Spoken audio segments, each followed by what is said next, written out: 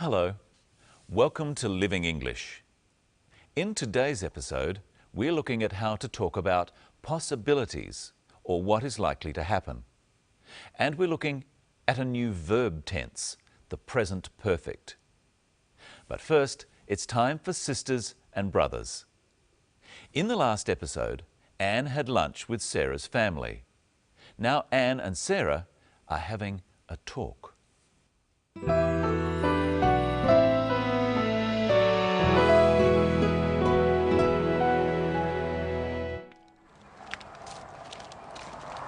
I'm sorry about my brother. Not at all. You have a lovely family. Everyone seems so happy. Anne, what's the matter? There's something I haven't told you. Oh, what is it?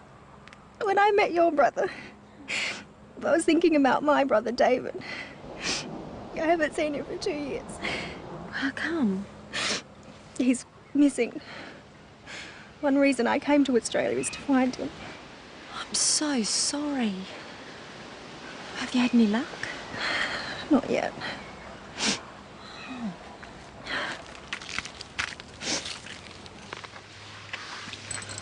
I've hired a private investigator. Goodness. Do you think you'll find him? Perhaps. I don't know. It's been a long time since David last called. What do you think's happened to him? Have you any idea? I really don't know.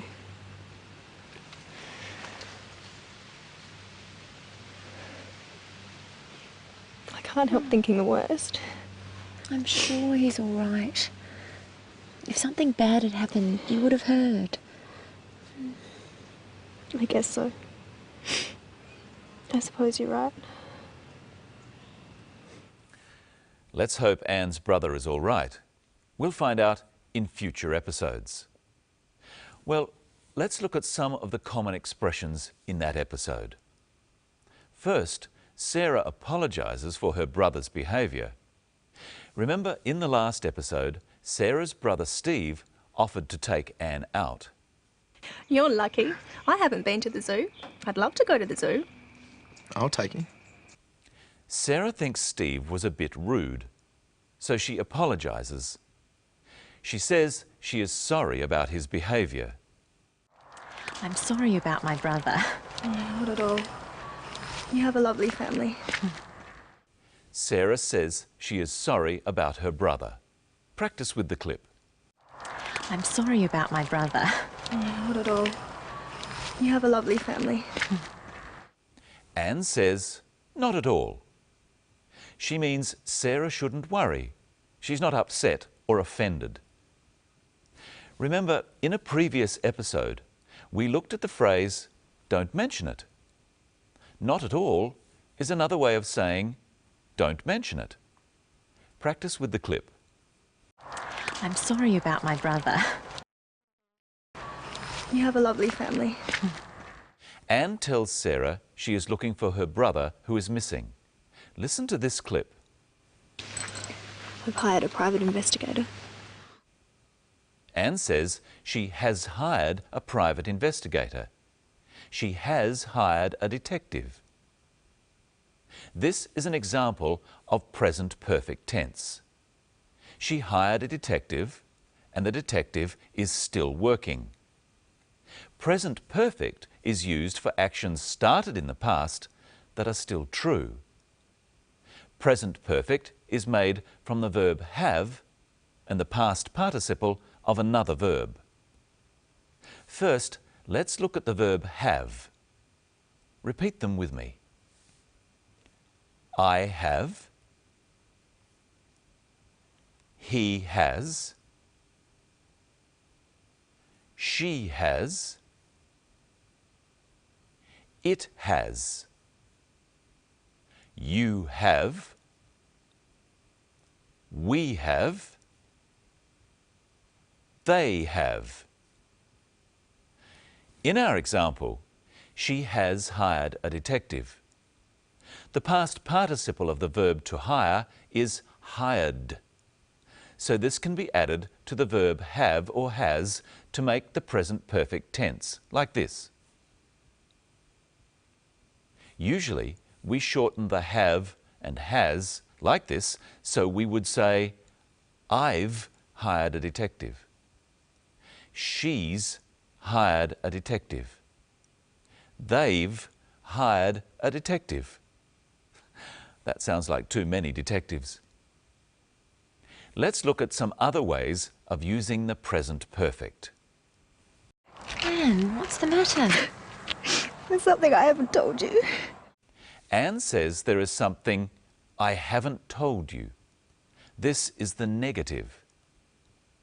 If Anne has told Sarah, she would say, I have told you, or I've told you. But she has not told Sarah about her brother. So she says, I have not told you, or I haven't told you. Practice with the clip. Anne, what's the matter? Anne, what's the matter? There's something I haven't told you. There's another example in the story. Listen. When I met your brother, I was thinking about my brother David. I haven't seen him for 2 years. Anne says she hasn't seen her brother for 2 years. The last time she saw her brother was 2 years ago, and up until today, she still hasn't seen him. That's very sad, isn't it? Yes, it is. Hello, Michelle. Hello, Brenton. 2 years is a long time not to see your brother. How else could Anne have said that? Let's look at 3 little words. For, since, and ago. They are all used to talk about time in the past. So if I say I haven't seen you for a week, what do I mean? A week has passed, and in all that time, you haven't seen me. So this is a week. And you haven't seen me in all that time. How sad. I could say I haven't seen you since last Monday. What does that mean? Well, you saw me last Monday, and now you're seeing me again. And how wonderful it is. So for is used for a period of time that something goes on. For a week. For 2 hours. For a year. Since is a specific time in the past. Since 10 o'clock. Since yesterday. Since last year. What about ago? You could say you saw me a week ago. I saw you a week ago. Ago refers to a length of time before the present. So we could say 2 hours ago. If it's 12 o'clock now, what time was it 2 hours ago? That would be 10 o'clock. And if it's Monday today, what day was it 2 days ago? Saturday. Exactly. Now, today we're going to look at some more very useful words. First, let's see another clip, and my question is, does Anne think the detective will find her brother? Do you think he'll find him? Perhaps. I don't know. Does Anne think the detective will find her brother? She doesn't know. How does she tell us this? She says, I don't know. Does she think he might? Well, she thinks it's possible. She says, perhaps. Perhaps is a very useful word. It means you don't know. It is possible. There are a number of words and phrases in English like this. Let's look at some and see how to use them. Here's a chart. If you are sure the answer is no, or you disagree with someone, then you will say, definitely not, or I don't think so. Try after me. definitely not. I don't think so.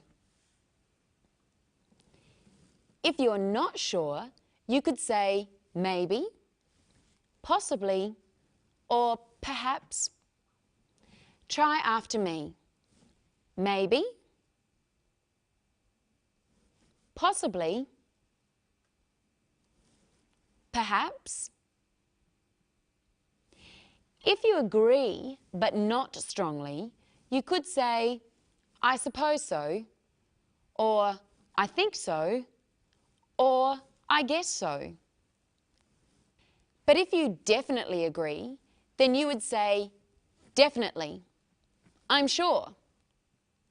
See if you can hear some of these words in the clip. What do you think's happened to him? Have you any idea? I really don't know.